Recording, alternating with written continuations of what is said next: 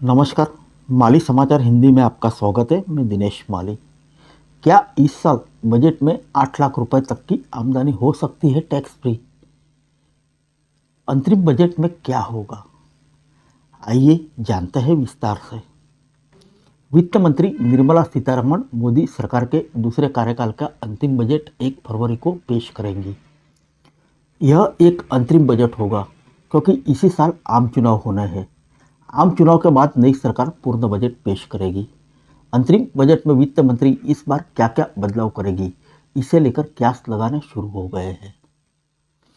कई रिपोर्ट्स में दावा किया गया है कि चुनावी वर्ष में सरकार करदाताओं को अच्छी खबर दे सकती है। क्या करदाताओं को छूट देने के लिए सरकार को करना होगा फाइनेंस बिल में बदलाव? आइए जानते हैं। कुछ मीडिया रिपोर्ट्स में दावा किया जा रहा है कि इस बार की अंतरिम बजट में सरकार नई इनकम टैक्स रिजीम के तहत टैक्स छूट की सीमा 7 लाख रुपए से बढ़ाकर 7.5 लाख रुपए कर सकती है। अगर ऐसा होता है तो 8 लाख रुपए तक की आमदनी सीधे तौर पर आयकर के दायरे से बाहर हो जाएगी, क्योंकि करदाताओं को 50,000 रुपये के स्टैंडर्ड डिडक्शन का लाभ भी मिलेगा। उम्मीद की जा रही है कि करदाताओं को छूट का लाभ देने के लिए सरकार फाइनेंस बिल में बदलाव कर सकती है। पिछले साल मोदी सरकार ने अपने दूसरे कार्यकाल के आखिरी पूर्ण बजट में नई टैक्स रिजीम के तहत छूट की सीमा 5 लाख रुपए से बढ़ाकर 7 लाख रुपए कर दी थी। इसके साथ ही इनकम टैक्स स्लैब की संख्या भी 7 से घटाकर 6 कर दी थी।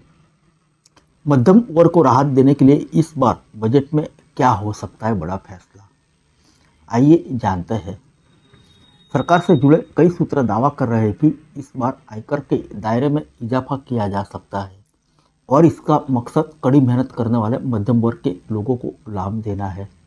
लोकसभा चुनाव के बाद जब पूर्ण बजट पेश किया जाएगा तो उसमें ये बदलाव किए जा सकते हैं।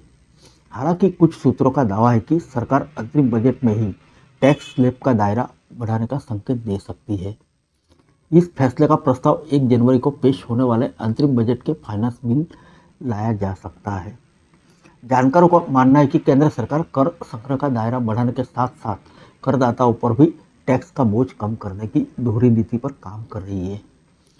कर निर्धारण वर्ष 2023-24 में पहली बार 8.18 करोड़ लोगों ने आईटी का रिटर्न भरा, जो पिछले साल के मुकाबले करीब 9% ज़्यादा है। फिलहाल नई और पुरानी टैक्स रिजीम दोनों वैध साल 2020-21 के बजट में पहली बार नई टैक्स रिजीम की घोषणा की गई थी। वित्त मंत्रालय ने वित्त वर्ष 2023-24 के लिए न्यू टैक्स रिजीम और ओल्ड टैक्स रिजीम दोनों को वैध रखा। करदाता इन दोनों में से किसी भी एक विकल्प का चुनाव कर अपना आयकर रिटर्न दाखिल कर सकते हैं और टैक्स की छूट का लाभ ले सकते हैं। हालांकि इस प्रक्रिया में नई टैक्स रिजीम डिफ़ॉल्ट रखा गया है। यदि आप ओल्ड टैक्स रिजीम का फ़ायदे लेना चाहते हैं तो आपको उसे विकल्प के रूप में चुनना होगा। आइए जानते हैं क्या है बजट।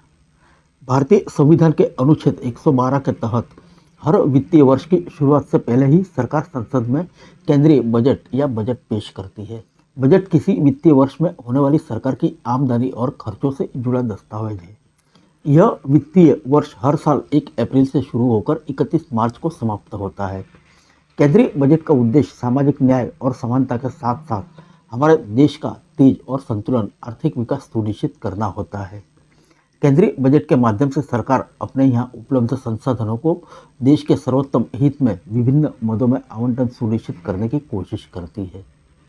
संसाधनों का तर्कसंगत आवंटन सरकार को उन संसाधनों से अधिकतम लाभ अर्जित करने में मदद करता है। इस साल आम चुनाव होने हैं, इसलिए सरकार की ओर से लोकसभा चुनाव के पहले अंतरिम बजट पेश किया जाना है। चुनाव संपन्न होने के बाद नई सरकार संसद में पूर्ण बजट पेश करेगी। फिर मिलेंगे अगले बुलेटिन में अन्य किसी खबर के साथ। तब तक के लिए इजाज़त दीजिए। नमस्कार।